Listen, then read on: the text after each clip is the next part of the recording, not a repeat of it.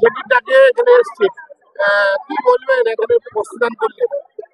আমি একটা কথাই বলতে পারি যে সিনেমা আমাদের কাছে একটা অন্য ব্যাপার। মানে সিনেমা আমাদের দর্শক, আমাদের ভগবান। আর সিনেমা আমাদের জীবনকে বাঁচিয়ে রেখেছে, কারণ আমরা সিনেমা করি এবং সিনেমার সাথে আমাদের খুব গভীর যোগাযোগ। তাই আমার দর্শককে আমি ভীষণ সম্মান করি এবং আমি মনে করি যে এইখানে আমাদের প্রচুর দর্শক আছে এই দুর্বারের মধ্যে, যাদের কাছে আমি আজকে এসেছি এবং আমি তাদেরকে জানাতে চাই যে আপনাদের জন্য সিনেমা বানাই, আপনাদের ভালো লাগার জন্য, ভালোবাসার জন্য।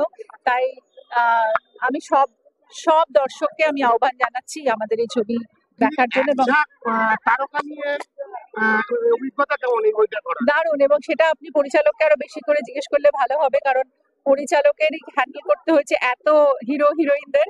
তো আমার মনে হয় যে সেটা একটা বড় মানে পরীক্ষার মতো এবং একটা চ্যালেঞ্জ, যে এতগুলো আর্টিস্টকে একটা ছবির মধ্যে আনা এবং তাদের প্রত্যেককে সমানভাবে জায়গা দেওয়া, এবং এটা খুবই একটা গুরুতর কাজ। আর আমি মনে করি যে এই ছবিটার মাধ্যমে আমরা অনেক ছোট ছোট গল্প তুলে ধরতে পারবো সেই মানুষগুলি যারা ভোরবেলা ট্রেন নিয়ে শহরে আসে কাজ করতে। এবং এটাই তো বলছি যে লক্ষ্মীকান্তপুরের ট্রেনে উঠে সবাই আসে এই শহরের মানুষদের কাছে, যাদের সঙ্গে তারা সুখ দুঃখ ভাগ করে, যাদের জীবনের সঙ্গে তাদের জীবন মিশে যায়। এই জীবনগুলো কিরকম, এই মনিবরা কিরকম, বা তাদের সঙ্গে কি শুধু কাজের সম্পর্ক নাকি মানুষের মধ্যে কোনো মনুষ্যত্বের সম্পর্ক, এই সব গল্প বলবে লক্ষ্মীকান্তপুর লোকাল। এবং এই ছবি আমার আর রামকমল মুখার্জির প্রথম ছবি।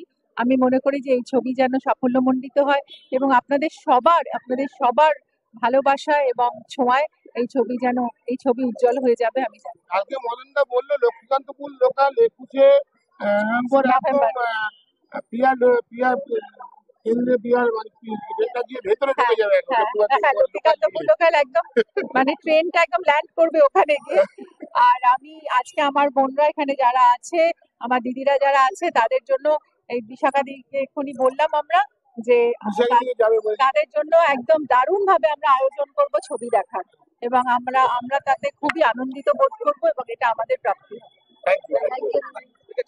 তো অন্য একটা গল্প, এবং সেখানে একদম যে আমাদের গৃহকর্মী তাদেরকে নিয়ে গল্প। তো আমার মনে হয় যে আমাদের এখানকার নিষিদ্ধপল্লীতে এসে এই মানুষগুলোকেও আমার মনে হয় এই ছবিটা দেখানো খুব উচিত, এবং আজকে তাদের সাথে সেলিব্রেট করতে এসেছি।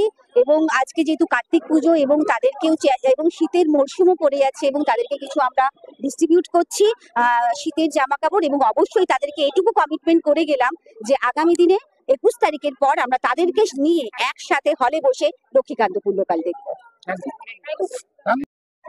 ধন্যবাদ জানাই মদন স্যারকে, কারণ আমাদের কার্তিক পুজো উপলক্ষে আজকের এখানে লক্ষ্মীকান্তপুর যে সিনেমাটা তার উদ্বোধন ট্রেলারিংটা হলো এখানে, এবং ওরা ডান্স নৃত্য করে আমাদের গানের মাধ্যমে দেখিয়েছে। এবং 21 তারিখে আমাদের প্রত্যেককে নিয়ে যাবে সিনেমা দেখতে, 100-150 যা হবে কমেন্ট করেছে। 21 তারিখে রিলিজ হবে, তার সঙ্গে পিয়া হলে।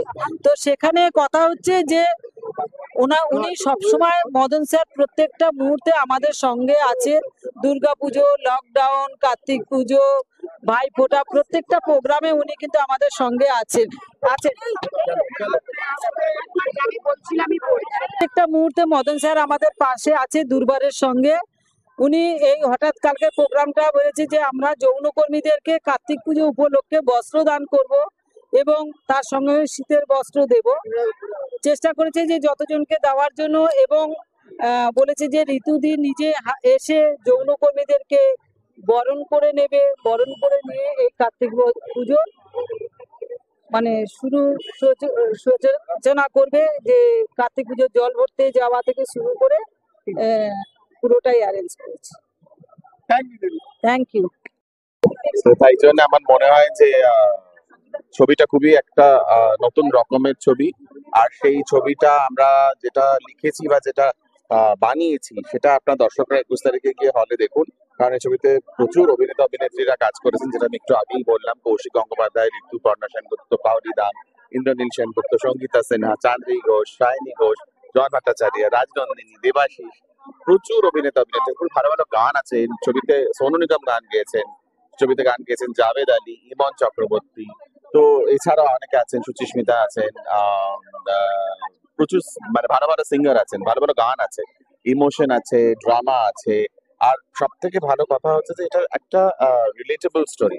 আপনারা যখন দেখবেন তখন আপনারা সবাই বুঝতে পারবেন যে এই চরিত্রগুলোকে কোথাও না কোথাও আপনারা দৈনন্দিন জীবনে দেখেছেন। তো সেইটাই ছবিটার আমার মনে হয় বিশেষ বৈশিষ্ট্য। তো আপনারা প্লিজ ছবিটা লক্ষ্মীকান্তপুর লোকের এই আজকে আপনি আপনি অভিজ্ঞতা শেয়ার করছিলেন যে কলকাতায় এসে অনেকদিন পরে আমার একটা ছবি বার করলাম আপনি। তো হলিউডে বই পড়েন, কিছু বইও আপনার বলছেন যে এতে আপনি বলতে গিয়েছেন, কি একটু যদি বলেন। না না, আমি তো মূলত হিন্দি ছবি করি, আমি বম্বেতেই থাকি। আমার প্রথম বাংলা ছবি হচ্ছে বিনোদিনী, যেটা এই বছরের শুরুতে এসেছিল। দেব প্রডিউস করেছিল, রুক্মিণী বিনোদিনী, অটি বিনোদিনীর চরিত্রে অভিনয় করেছিলেন। তো সেই ছবিটি ইফি ইন্টারন্যাশনাল ফিল্ম ফেস্টিভ্যাল গোয়াতে বেস্ট ডেবিউটেন্ট ডিরেক্টর হিসেবে নমিনেশন পেয়েছে। আর লক্ষ্মীকান্তপুর আমার দ্বিতীয় বাংলা ছবি। আশা করি বাংলার দর্শকদের যদি ভালো লাগে তাহলে আমি আবার বাংলার বুকে ফিরে এসে আবার বাংলা ছবি বানাবো। আর না হলে আমি হিন্দি ছবি তো করতেই থাকছি, আমার হিন্দি ছবিও দেখুন। Thank you.